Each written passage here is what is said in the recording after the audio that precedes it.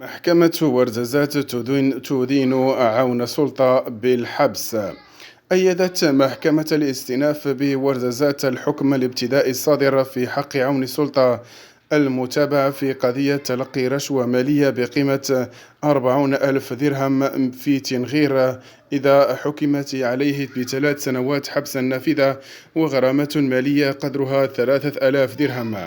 بذلك يكون القرار القضائي أيد الحكم الابتدائي المستأنف، وحمل المتهم الصائر مجبرا في أدنى، وذلك بعد جلسات متعددة أغلقت الملف النازلة التي أثارت جدلا كبيرا في مدينة تنغير. وفي ما يخص الدعوة المدنية التابعة للحكم، فقد أقر الحكم تعويضا ماليا بمبلغ 5000 درهم لفائدة الطرف المدني حسب المعطيات المتوفرة لجريدة هسبريس الإلكترونية. وأوقفت مصالح المركز القضائي للدرك الملكي بمدينة تنغير خلال أبريل المنصرم عون سلطة برتبة مقدم يشتغل بأحد الدواوير التابعة لقيادة تودغي جماعة